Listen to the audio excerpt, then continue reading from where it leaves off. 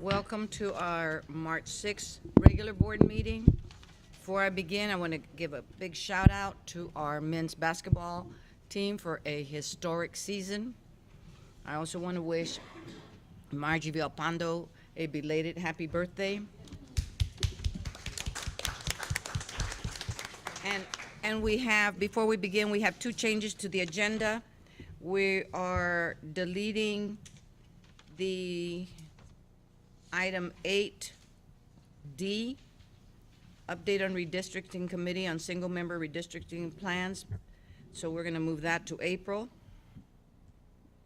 And then we're moving up on 9C, the discussion and possible action allowing the implementation of the school marshal program. We're moving that up to right after the closed session, after executive session. Let's rise for our pledges to the flag. We do have quorum.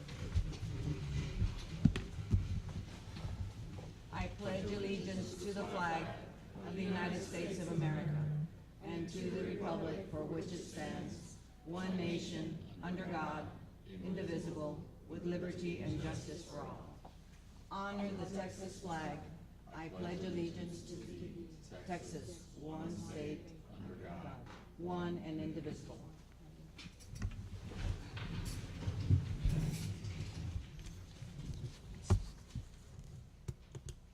Like I said, we have 6 members present in person. We will begin with our public forum. Is there any more to be turned in? I've just got 4. First speaker will be Reese McLaughlin.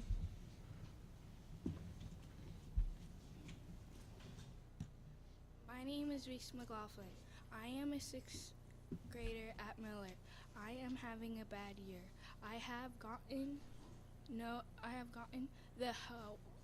gotten the help I need to learn. Miller is violent and I am scared at school sometimes. Number 1, my hair got pulled in the hallway, and then a few weeks later in my class, nobody was punished. Number 2, for the first half of the year, my dyslexia intervention class did not have a teacher. We would be sent from class to class, but the teachers did not want us there. They told us to leave. Number 3, there was graffiti in the 6th grade bathroom, threatening to hurt 6th graders. I try not to go to the bathroom at school anymore. Number 4, someone went through my backpack, looked for things to steal, and left everything out on the floor.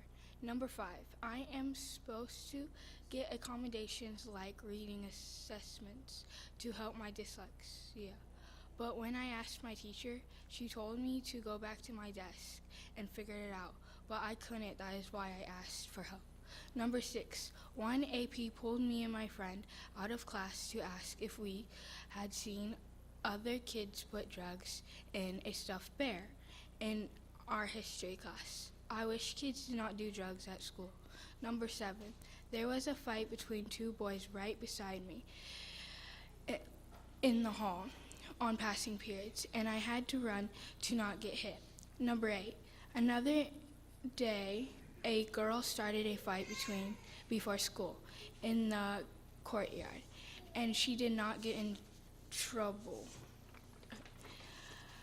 Number 9, my science teacher told us to only do homework sheets and couldn't do experiments because the other kids could not behave. Number 10, an AP told us our school was ghetto, which I didn't think is right. It is her job to make it better, and ghetto is a racist term to say if something is black, it is bad. 11, my friend had been called the N-word and a black bee, but didn't report because teachers wouldn't help, and I wish they would listen to kids, so then would report things. Thank you, Reese. Thank you. Next speaker, John McLaughlin. Well, I was going to finish any of the ones Reese couldn't get to, but she did great. So I just want to clean up and say that, she really wanted to tell you all about her experience, and I thought it would be more useful to hear from her than from me. But for a 6th grader, who's battled dyslexia and other things. That was how important it was for her, but she shouldn't have had to do it. Y'all have this school district and this school board has a constitutional obligation to provide adequate instruction for students, all students. Students with dyslexia, students without any sort of learning disabilities, all students. And you're not doing that at Miller Middle School. It's a violent environment and a failing school. You've got very few kids meeting standard on tests, and they're scared to go to school. If they don't feel safe, they can't learn algebra. It's just a fundamental thing that you should ensure, you as the board and this district as a whole. So as you know, we filed a grievance on behalf of Reese, and tonight is our level 3 hearing. We asked that it be held in open session because it's not just our problem, it's the whole community at Miller. I don't stand to represent them, but they should hear what the board's doing and what this district's doing to address a problem that we're all experiencing. The board chose to have it in closed session, and that's not my decision, but that's why we chose to make a public comment. We had 3 surviving grounds for the grievance. First, intervention, which is legally an illegal obligation, was non-existent for a semester. There was nobody. Then when they hired someone, she was unqualified, and then once she finally got through her qualifications, she never showed up for work. No qualified substitute was found, so no instruction was provided. No intervention, essentially, for a year. And then they've offered some compensatory time, but it was about 25% of what you were legally required to provide in the first place. And just by example, 5 of the last 6 Saturday schools, which was part of the compensatory relief, have been canceled. So I don't think the district is taking that obligation seriously enough. You heard about the denied accommodations. Again, she needs those in order to be in a regular class and perform as she can, but they were denied, and the teacher told her to go back to her desk and figure it out. That's unacceptable. And finally, as I indicated, the violence is just out of hand.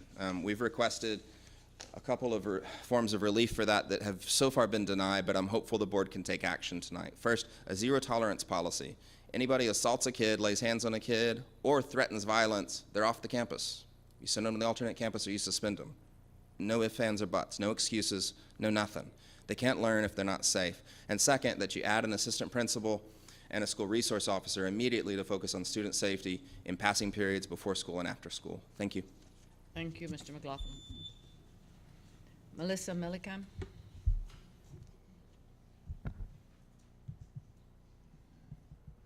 Can you hear me? Okay. Good evening. My name is Melissa Millicum. My husband Art and I have lived in San Marcos for more than 50 years. I want to thank the school board, our school leaders, teachers, and staff for all that you do for our children. San Marcos CISD helped our daughter and son grow into successful, productive, and happy human beings, and that matters a lot. Our schools are an essential, integral part of our community. We are here tonight, Art and I, to express our opposition to establishing a school marshal program, which would allow teachers and staff who are trained and licensed to carry weapons to bring guns on campus. Having guns in our schools is a dangerous and a bad idea. Guns are a disaster waiting to happen, even with all the good intentions we have. Last week, the superintendent of a West Texas school district had to resign after he mistakenly left his gun in our school restroom and it was discovered by a student. Our son-in-law is a 20-year veteran of law enforcement. His training requirements are continuous and arduous. 80 hours of initial training and 16 hours every 2 years required for school marshals is minimal, and it's not good enough. We do support security in our schools. We know that that's crucial, but there are many other options, and I know it's complicated, but we need to keep our children safe.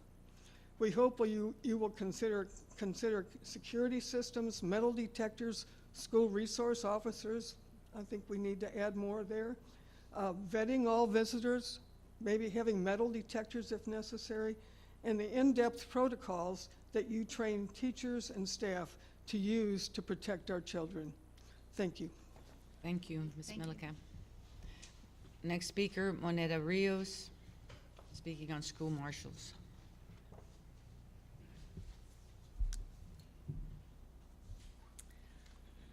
Sorry, can't read with those. I'm Monita Rios. Have had 4 kids in this school district over the years, and currently I have 2, a senior and a freshman in high school. I first want to start by saying I appreciate that everyone on the board has the safety and well-being of our children in mind when approaching topics. My reason for speaking with you today is about my concern around the proposed agenda of adding school marshals to SMCISD. While I appreciate the security concerns that every parent, teacher, law enforcement officer, and community member is grappling with, I am not convinced that school marshals are the answers to solving or partially solving the problem. A decision of this seriousness and with such potential impact should be made in the light of day with full transparency from the administration and the school board. This is not something that should be discussed behind closed doors and without citizen review and input. My plea tonight is not only that this be considered based on input from the community, but based on data from what works. The board should request a citizen committee provide input on ways for securing our schools. As has been tragically proven in the past, yes, response time matters, but people charged with subduing school shooters don't always do that. Simply having people trained on site with a gun is not protection. Those folks do not always willingly charge into a room and save our children. It is a delicate balance between creating a welcoming, stimulating campus for our children and keeping them safe. The school marshal program has been legal since the legislature voted in law in 2013, and there is still no data that it improves any outcomes anywhere. We have the SRO program, which we can't seem to hire enough folks for. Does that mean it's not the answer? Does that mean that school marshals is the only answer? How does this fit into our district's safety plan? Will we require any other training other than the 80 hours of initial training and this follow-up training every 2 years? Is this it? Is this going to be your effort at hardening our district campuses to school shooters? What real, data-driven, results-driven solutions are you looking at in addition to this? This can't be it. Thank you. Thank you, Ms. Rios. Thank you. We'll move on to superintendent's report and student recognition. Madam President, members of the board, if I could get Mr. David Underwood and Major Williams. We have several recognitions.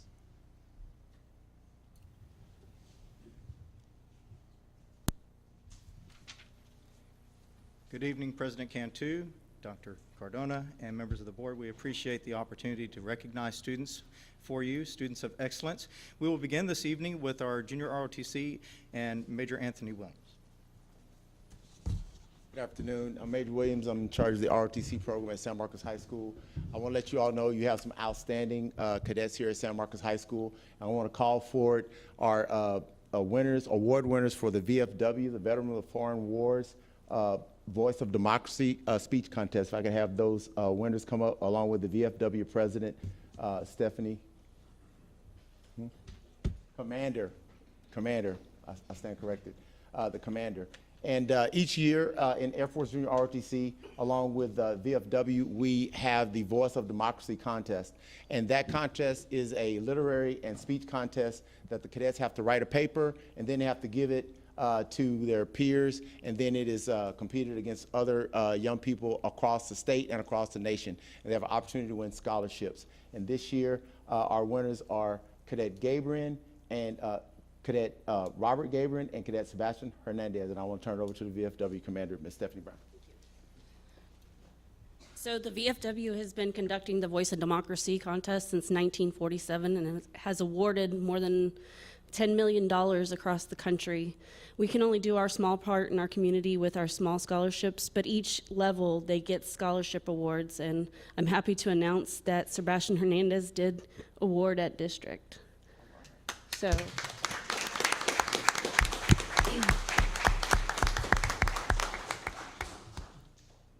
So in second place for the Voice of Democracy this year was Cadet Gabriel.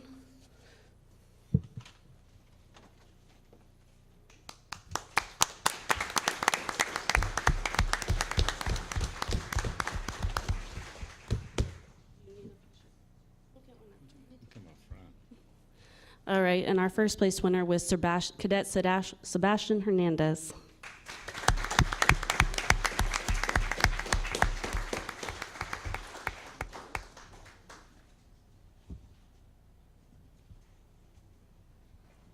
I'd like to thank the school board and the school district for always having participants. Thank you. Thank you.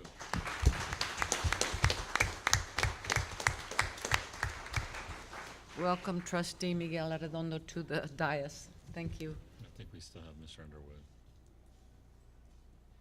Tonight, we will also recognize an individual student from Travis Elementary School. Sir Navarro is here with us, and he has his parents with him as well, his art teacher, Mary Garabai, and his principal, Scott Massini. The reason why we are recognizing Sir this evening is because his artwork as a third grader was selected to represent our district and many others at the Youth Art Month exhibit that will be at the Bob Bullock Museum. So we're going to get him to come on up so you can see his artwork. And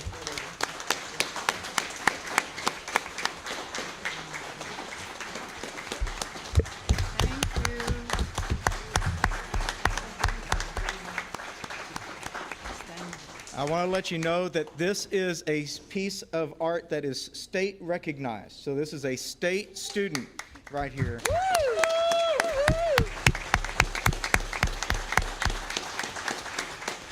In addition, this piece is eligible to be chosen for the Governor's Gallery as being a part of this exhibit. The Governor's wife, Mrs. Abbott, actually selects those individually herself, and if so, then it will be hanging in the Governor's mansion if it is selected as one of the top 20 pieces from that exhibit. Yay. Yay. We also have a letter for him that was written by Texas Art of Educators Association, and that's inviting him to this Sunday for a special reception that will be a part of that. All right. Did y'all want to take a picture with him? Did y'all want to take a picture with him? All right. Sure. Okay, parents, y'all go on up with him. Everybody go up there and take a picture.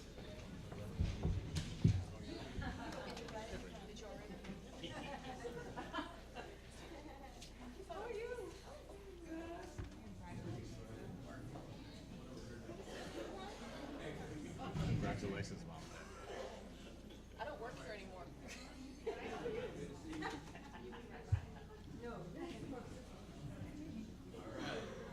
Ready, guys? 1, 2, 3. 1, 2, 3.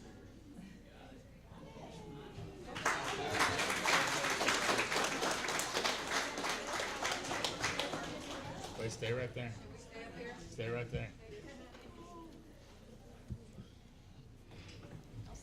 All right. Now, the next group that we want to recognize, we're going to stay in the vein of art.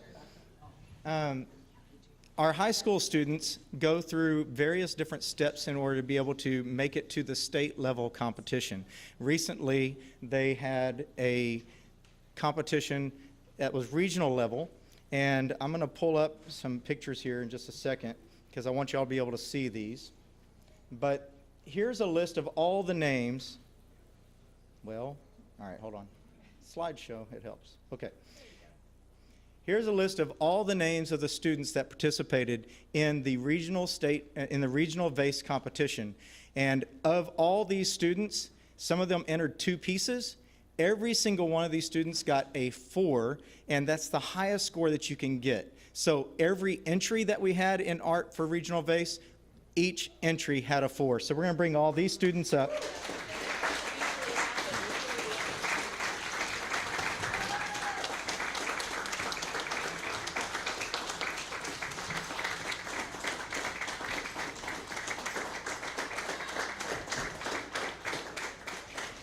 In order to advance to the next level of competition that takes place there at Region, you have to get a 4 first. Once you get that 4, then you're eligible for the second round. All the judges will then look at your piece of art, and they will all determine 10% of the students that will actually make it to state.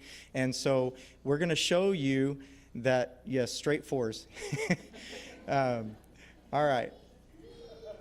So there are 6 students that we actually had selected to go to state, and we will have state vase here at San Marcos High School in April. We host that annually, and we are looking forward to that taking place on April 29th. But here are the pieces that are going forward to state. I wanted you to be able to see these. Layla Tejas.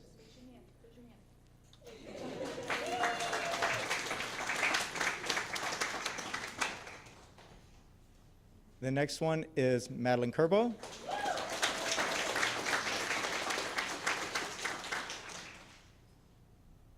Axel Franks.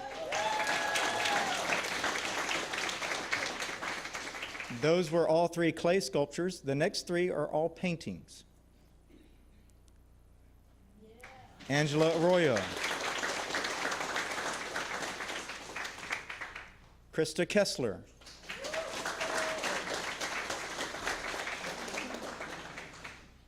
And our last one, Akila Sedqui.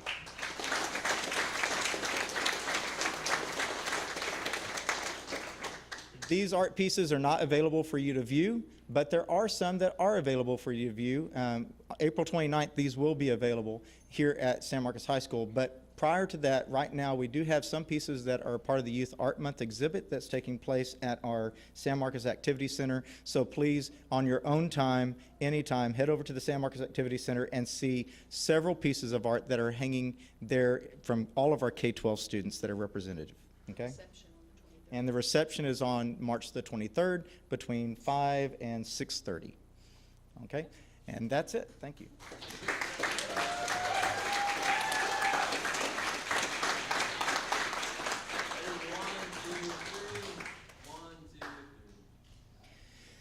All right, students, if y'all exit this direction, and we have one more set of students that are going to come before you tonight, and I'm going to let Mr. Peyton Grover come and introduce them.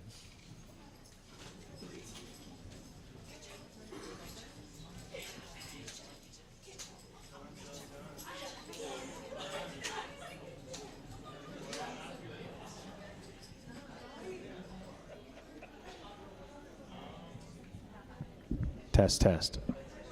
It works. We have everyone in? Yes. Awesome. Good evening. First, thank you to Dr. Cardona and the board for recognizing our students tonight. We had 23 students in total get a superior rating at the UIL Solo and Ensemble Contest, and we had a number of those students advance to the state Solo and Ensemble Contest, so a round of applause to them. Not all of these students are here tonight, but I did want to say everyone's name just so that way they get recognition, and those people are Jackson Eldridge, Nick Lozano, Aiden Rodriguez, Isaiah Rodriguez, Jet Rodriguez, Kira Hinton, TJ Adams, Hannah Schenkel, Abigail Calkins, Valeria Ibarra, Ambriella Segura, Bethany Sosa, Austin Chavez, Gael Quintanilla, Charles Prince, Miguel Perez, Rowan Turley, Rowan Cockrell, Chase Carpenter, Gabriel Ramirez, Evan Four, Santiago Perez, and Rodrigo Cruz. It's a lot of people, and it's awesome that they're all being so successful in our musical circle here. So a round of applause to them again.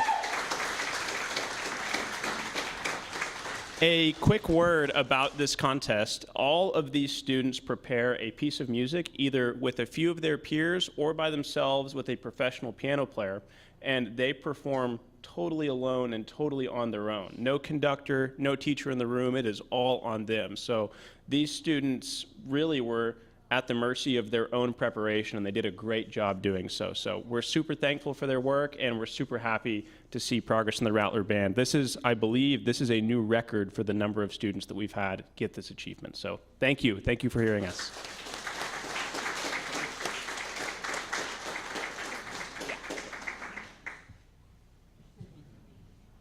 Come on, youngins. Y'all know how to march in place. Come on, you know how to get into formation. Let's go. Tall ones in the back. All right, y'all ready? 1, 2, 3. 1, 2, 3. Let your parents wait. Let your parents take a picture. Parents.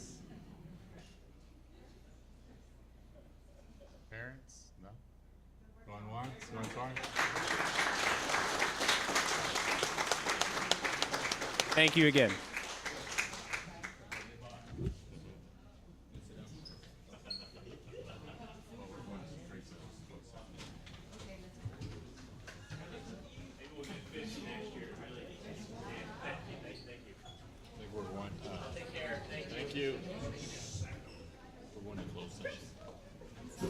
Going straight to closed session.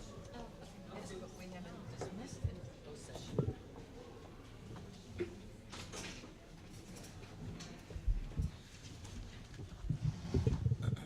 Our students are doing great in San Marcos.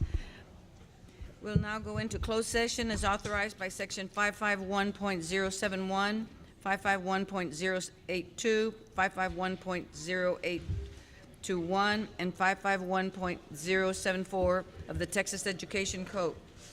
We will conduct a level 3 hearing of a parent-student grievance pursuant to board policy FNG.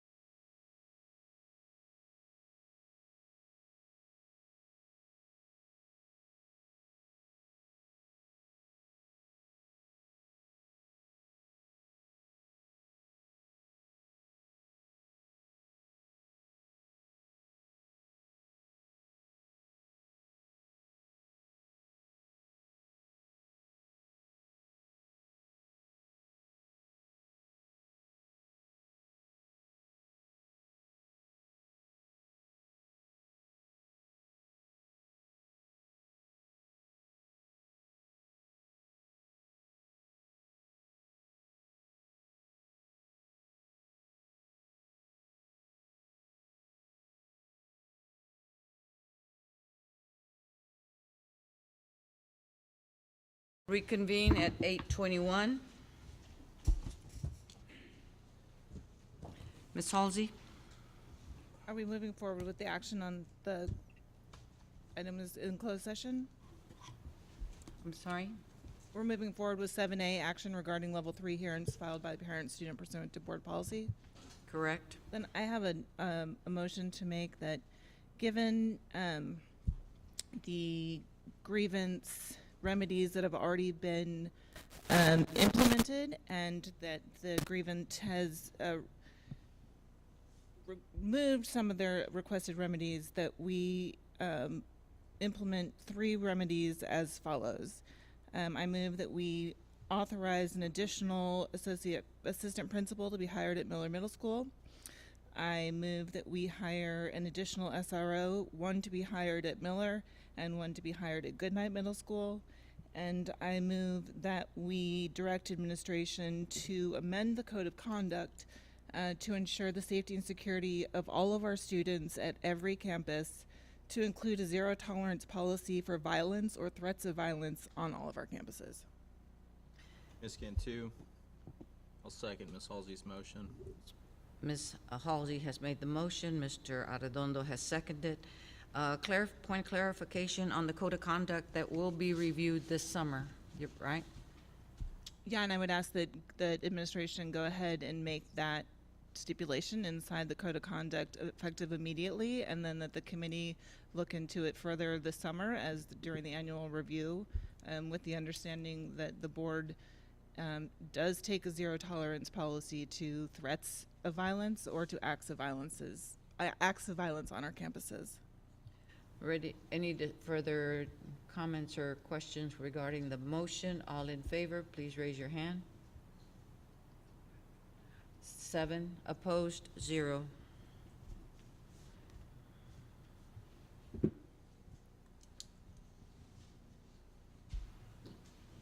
We've moved up the safety discussion and possible action. It's 10C, discussion and possible action allowing for the implementation of the school marshal program. Madam President, I object to the consideration of the question. You object for to the consideration of the question. Yes, ma'am. So, Let's take a vote. anybody want to comment or question on that? If not, we're going to take a vote. I'm sorry, I couldn't hear what you said. I said I object to consideration of the question. So now we would need to vote to see if we continue having this conversation? Yes. It's gonna be 5 out of 7. Yeah. All in favor, please raise your hand. Favor of what? To my objection to the consideration of the question. So this would be a vote to not have this conversation? Correct. Oh, okay. Yeah, that's what I wanted to make Okay. sure. So, point of clarity, by not having it tonight, you're thinking later on? This is not a tabling, this is an objection to consideration of the question. Okay. All in favor of the motion, please raise your hand. Okay. So there's opposed? 1, 2, 3, 4, 5, 6. Okay. Madam President, I have a question. Yes. Do we have Chief Stapp or Chief Standage here to present to us tonight? Then I would request that I'd make a motion that we table this item to the next month's agenda, at which time that in addition to Mr. Wozniak presenting, that we have Chief Stapp and Chief Standage present on the matter. I'd like to second that. And Made- make sure it's on the agenda item so we can have some more discussions. Okay. 'Cause I think we all have some questions to ask in Okay. regards to. Motion made by Ms. Halsey to table until we get Chief Staff here, and seconded by Brian Shanks. Any questions or discussion? All in favor, please raise your Can I hand. just ask a clarifying question? Yes. What do you want them to answer? Because this is a district. Sure. This is a district program, so I don't know what they would, just so I can, when I call them, I can say, can you be prepared to answer these questions? Or can somebody send them to me?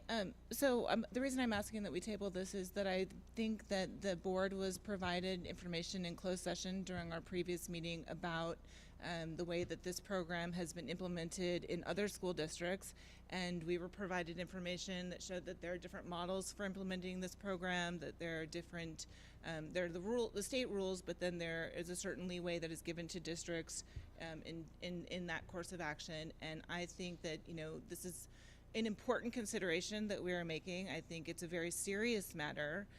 I think that because there are a number of models that can be implemented, that there's confusion about that, and I think that we should be as clear and transparent as possible and have that conversation in public so that people are receiving all the information that we're receiving in making this decision. They understand if we were to follow this, what would be allowable, what would not be allowable, how it would work. And I just don't think that information has been made to the public yet. And I understand that we wanted to take action tonight because ideally we would have somebody be able to, if we decided to move forward with this, they would be able to take the training this summer and be in place for the beginning of the school year. I would hope that if we decided to move forward with this still in April, we would still have that time allowance. We may or may not, I understand, but I think that really what's most important is that the community understand fully what we do, why we do it, and have the opportunity to ask questions that are knowledgeable and get knowledgeable answers. And I really value the input of the safety director and our chief of police, because I think that my understanding is even if we did this, it would be a district decision, but it would be done in cooperation with our local law enforcement. And so I would just like all of that information made public. So if we can put that into the presentation, and I'm sorry if we've cut you off this evening and if you intended to present all of that, but I think having both of them in addition and make that presentation would be helpful. Ms. Cantu? Yes? I'd also like to hear from our legal counsel what liability we are taking on when we employ armed personnel in our schools as employees of our district. Thank you. Ready for the vote? All in I have favor? a quick question. Oh, okay. There was a couple of budgetary requests made at agenda prep.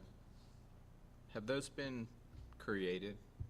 Like the comparative of like what we spend on SROs, what we spend with the third They're party? included in the board book. So can we provide, so that's been provided to us. With that being said, with us looking over it, are there any other additional financial questions? Can we ask those now, or is there gonna be requests for information in April that hasn't been provided, or can we kind of raise that flag? I would like to see us send our questions to Mr. Wozniak so that they could be answered during the presentation. Since we're tabling this for next month, we could all have one or two questions, or maybe they don't have any questions, but I know I've sent you several questions, and I will continue to send you questions before we have the presentation. And I think it's an excellent idea that we have a public presentation so the community knows what we're actually going to consider. And at this point, we're just considering it because the district has to write a plan, and that part of that plan should also be the budgetary amount that it would take to follow through with a Marshall Plan. So collectively, the expectation is if we have questions to send them in prior to. I would send them. I would email Doug and, Mr. Wozniak. Sure. And he can answer them. Probably I've sent him 3 emails this week. Anybody else? Ready for the vote? All in favor, please raise your hand. This is to table it for next month. 7, opposed, 0.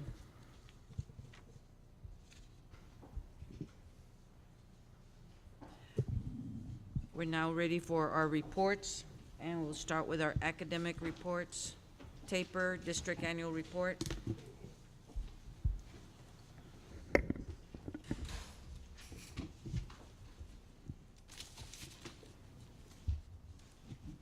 Good evening, President Cantu, Dr. Cardona, Board of Trustees. I'm Beth Nash, Coordinator of Data and Assessments, and we're here tonight to go over the 2021-2022 District Annual Report. This is essentially what a business would receive at the end of a year. The reason we're just now presenting this presentation to you all is we have to wait every year for the taper to be released. and that was not released until December this past year. It came out the day before we left for Christmas break. So essentially, the information that's here in this presentation, it's not new information. It's not information even on this current school year. But we are required to have a meeting to review everything, and there are multiple sections of the annual report. There's 8 sections total, and all of the information is posted on our district website, www.smcisd.net/accountability. If you go to that website, each of these sections has a PDF version. You can click on and download the entire report. Additionally, every single campus and district office will have a binder with all of this information printed out for anyone who would like to see the information in the hard copies. So section 1 of annual report is the taper from the 21-22 school year. TAPER stands for the Texas Academic Performance Report, and this is a report every year that TEA establishes and is provided for the districts and every single campus within the state of Texas. The cover page for each will have the accountability rating from this past year, whether it was an A, B, C, or a not rated through Senate Bill 1365. On the district accountability or district taper, there's also information on the special ed determination status. And for any district or campus that received designations, those are also listed on the cover page. Further into the tapers where you'll see star performance. This is comparative between the 22 to the 21 school year, and it breaks it down up to the 3 performance levels that are designated by the state at approaches grade level or above, meets grade level or above, master's grade level. All 3 of these are considered passing standards, and the students who score at meets are also included in that approaches level, just like the master's students are included at the meets and the approaches. So sometimes the math doesn't add up to 100, and that is the reason why. That information is provided for all grades, all assessments that are taken, starting in grades 3 all the way through our EOCs. We then have academic growth that is reported here, and academic growth was reported in 2022, and then previously we had it for 2019. There was a gap in between due to COVID and the lapse in testing, and growth has only been calculated previously for reading assessments, grades 4 through 8 and English 2, and math assessments, grades 4 through 8 and algebra. Another section that's included in the taper is our bilingual education and how our students that are emergent bilinguals or English learners perform on STAR. And then we also have STAR participation rates. That's essentially reporting what percentage of students who were supposed to take the STAR assessment actually took the STAR assessment. If we're below 95%, we are penalized by the state with accountability. More information in the taper would be information on attendance, graduation, dropout rates, and also the profile of the 2021 graduate. You will notice that a lot of the indicators looking at graduates, it is a lagging indicator because CCMR does take longer to calculate. So the years that are listed here, because that's typically the last year we have available for reporting. There's another section in the taper that looks in depth at the college, career, and military readiness standards, how our students qualify, how they're doing on things such as CTE coherence sequence, AP, IB, SAT, ACT, and then also other post-secondary indicators. So there's a plethora of information here. Once again, CCMR is a lagging indicator. So even though this is the annual report for the 21-22 school year, the data does go back several years. And then lastly, the last section of the taper is an information breakdown on student information, staff information, and program information. And then this tells you more about the demographics of students at particular campuses, the percentage of students by ethnicity, by different programs such as special education or 504, and then other things as well as class size information is included as well. We have similar information on the staff who are the educators who are working on the campuses, and then what programs are available on the campuses for our different students. So the taper itself is a very lengthy document, and it is all posted online for everyone to access as they need to.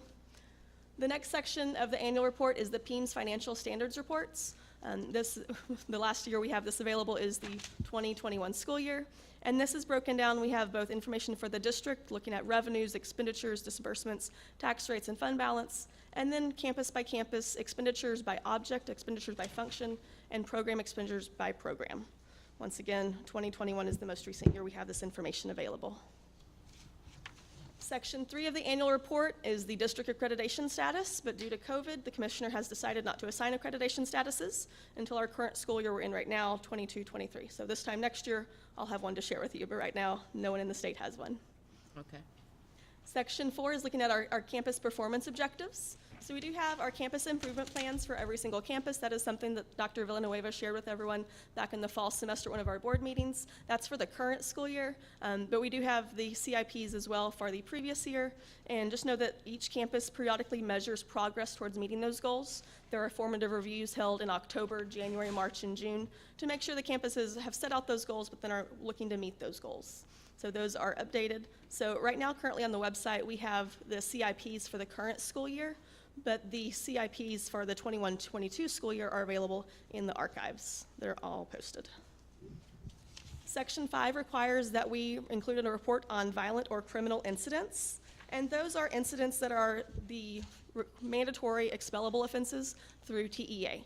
And so looking at the different ones we have there, the only area where we had the number to show was the reason 36 was the controlled felony substance. And there were 6 instances of that at the high school last school year. Anything that is 5 or less is masked and does not produced. So this is the only thing that is actually showing as one of those offenses. Good evening, Board. My name is Eileen Fowler. I'm over college and career readiness for this district. So Section 6 talks about student post-secondary institutions. So this actually is, like Ms. Nash said, a lagging indicator. You're looking at your class of 18, 19, that graduating class, when they went off to college the next year or made a post-secondary choice. This was what the data was that we received back from the National Clearinghouse. So again, just to preface this, this does not include if they go out of state, or if they go to a career tech college, something like ITT Tech, that would not be included. Or if they went one semester and did not go the next semester, or if they didn't go the first one and went the second one, then those numbers will not be counted in this. Also, to let you know, this was 1920, so that was the start of the pandemic, when everything happened between December and then coming up to March when everything was shut down. So of the graduating class of 495 students, we had 116 that were reported to go to a 4-year university. We had 53 that were reported to go to a 2-year public college, 17 that went to an independent college or university, and then we had 309 that were not trackable. So that includes your out-of-state, that includes the ones that went one semester, didn't go the others, if they did not have a social security number, or if they did not attend a university at that time. Sorry to interrupt. I have a question. The board book includes different data than you're showing on the presentation, so I'm a little confused. In our board book, it says page 19, we see high school graduates in 2020. It has the first column, it doesn't have the rest of it. It just gives us the column, but it doesn't give us, That's our GPA. okay. Yes, The numbers are also Ms. Mejia? Ms. Fowler, Yes.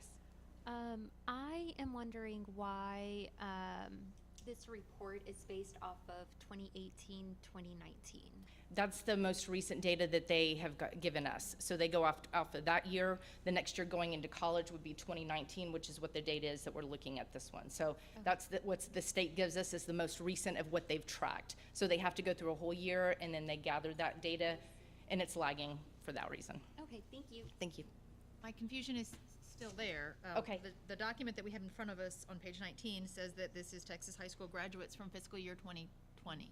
Yes, that includes the GPA. Is that what you're referencing on the side? Yes. Yes, this one gives you the GPA for those students that were reported for the ones that went to the 4-year university and then the 2-year university. So So we it's just don't- giving us. we don't have that 18, page. 19. It's the same, yes, this is the same data as this. So those students, the 116 and the 53, those were the GPAs that they received. If you look, if it was less than a 2.0, there were 38 students.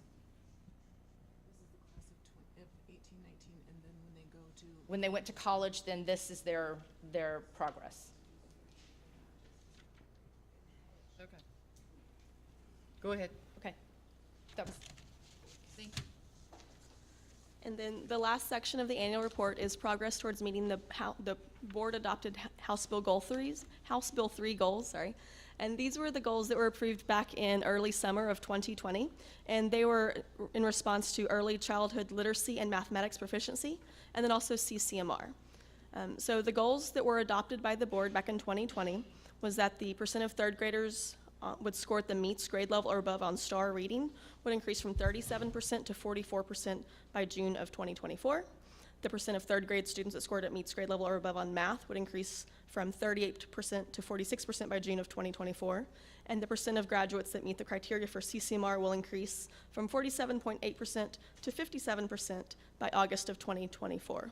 And 2 of those 3 goals have been met for the current school year based on the yearly targets that have been established. Math is the one that has not, and that makes sense since math has been the most heavily impacted due to the lapse with COVID. The last section of the annual report is the TAPER glossary. There's a lot of terminology that gets used in the TAPER, a lot of acronyms. So this is a PDF report that's available English and Spanish that you can click on to look at to see what do the different terms mean with everything listed in the TAPER. And then lastly, everything once again is posted on the district website. The binders will be at the campuses and central office for anyone who wants to come in and look at a physical copy. And if there's any questions or anyone who would like a PDF of the complete TAPER, or the complete annual report, it's just shy of 1,000 pages. I'm the person to reach out to. There's my contact information, phone number, and email. Thank you. Thank you.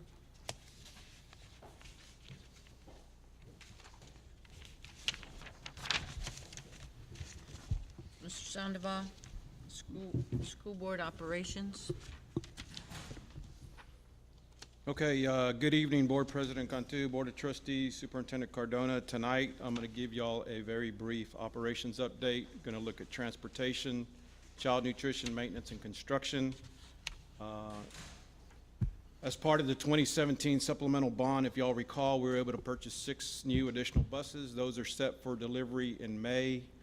Our staffing, due to the pay increase that this school board approved, has helped with retention, has helped with attracting new drivers. We are, all of our routes are filled right now. We have 5 new additional drivers that have been trained and tested.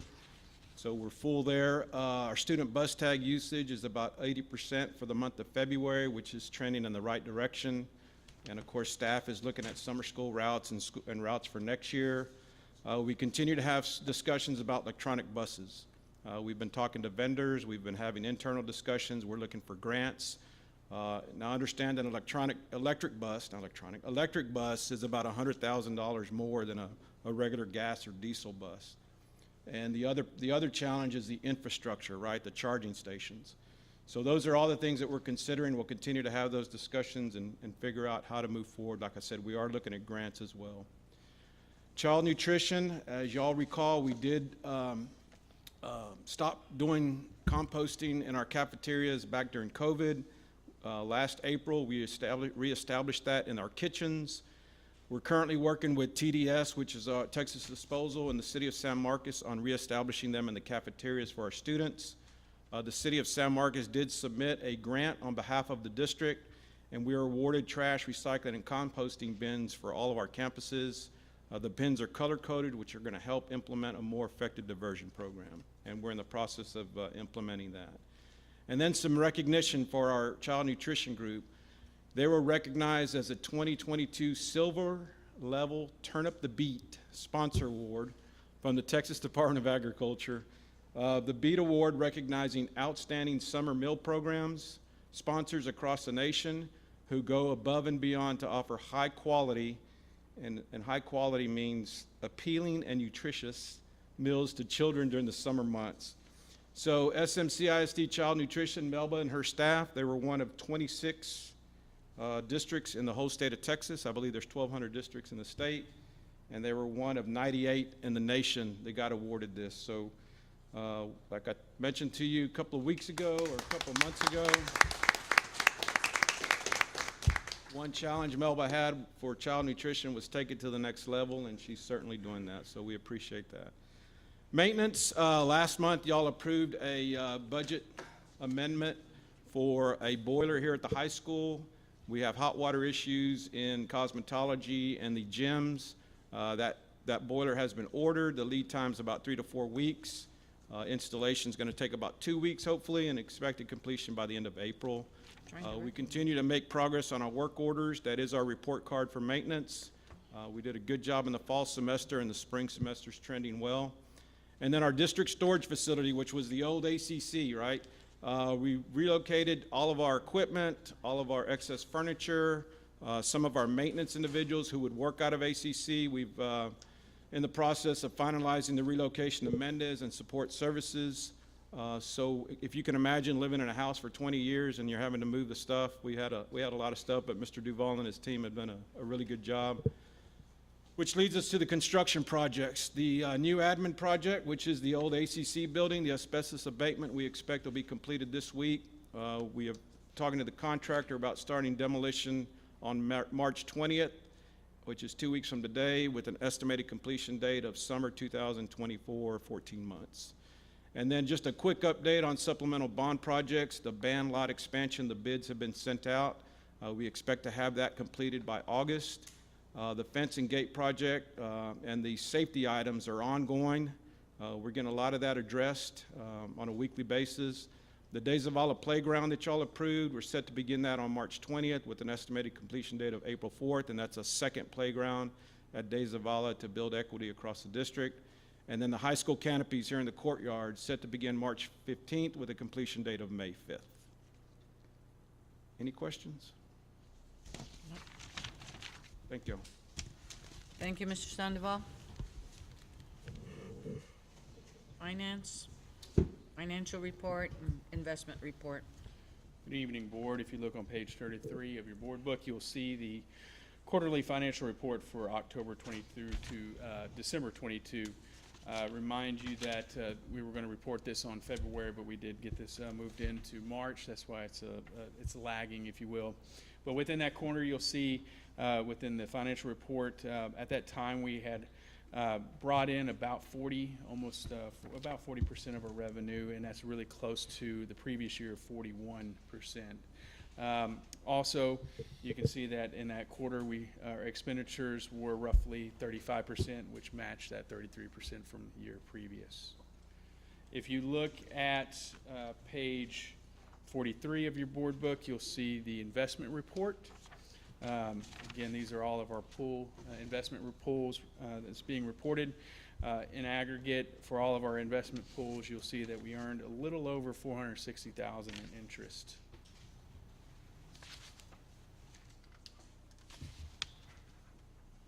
That's it. Yes, ma'am. Thank you.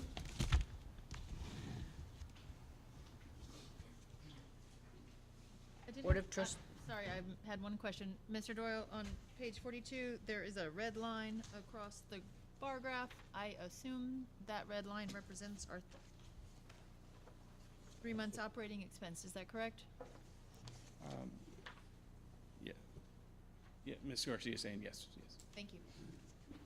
That's what we want to stay above. Okay, we're skipping 8D because that will be moved to next month's meeting. Now we're at 9, approval of consent agenda items, approval of minutes for regular scheduled board meeting February 13th and February 27th. Cantu, I move Yes. that we approve the consent agenda items. Second. All in favor, please raise your hand. 7, 0 opposed. Items for actions. Communications, consider approval of District of Innovation. Yes, Board of Trustees, our DEIC has recommended that we do move forward with our District of Innovation. So in your board packet was the full report, and then we also included the application that we will be sending to TEA. So if there's any questions regarding the application. Questions? None. Cantu, Yes? make a motion that we approve the district's application to become a District of Innovation as presented by staff. Second. Moved by Mr. Redondo, seconded by Dr. Salmi, that we approve the District of Innovation plan. Questions or discussion? All in favor, please raise your hand. 7, 0 opposed. Consider approval of the 2023-2024 school calendar. Yes, so Board of Trustees, our DEIC has recommended a District of Innovation calendar. So that was provided in your board book, but for the audience, we provided it on the screen right here. So we would start school August 15th. Staff would return August 4th. New teachers would return August 1st, 2nd, and 3rd for new teacher orientation. I know with some feedback on the academic calendar, it said staff is coming back significantly early.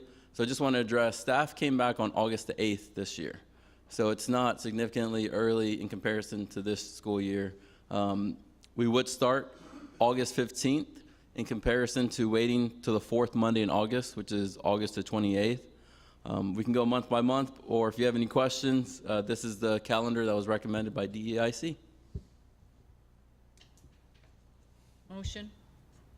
Mr. Arredondo? Thank you, Ms. Cantu. Make a motion that we approve the calendar as presented by staff. I'll second it. Mr. Shanks. Motion made by Mr. Arredondo, seconded by Mr. Shanks. All in favor of the motion, please raise your hand. 7-0 opposed. We're now down to the elections. Consider cancellation of school board trustee elections for single-member District 3. Ms. Cantu, make a motion that we cancel the elections for School Board District 3. Second. Mr. Arredondo made the motion, seconded by Dr. Salmi, that we cancel the school board trustee elections for single-member District 3.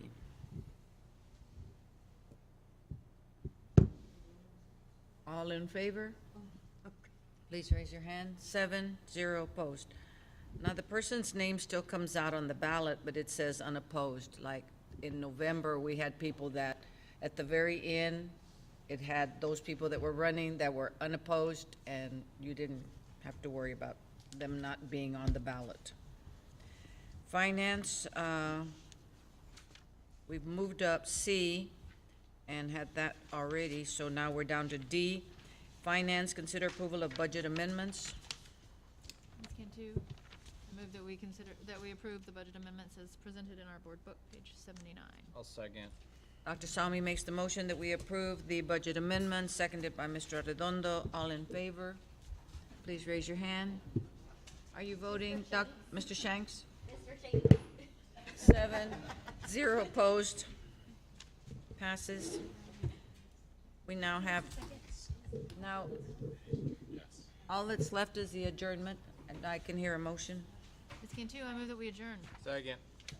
Moved by Dr. Salmi, seconded by Mr. Arredondo, that we adjourn our meeting. All in favor? I oppose. 7-0 opposed. I oppose. I want to stay. I want to stay. You want to keep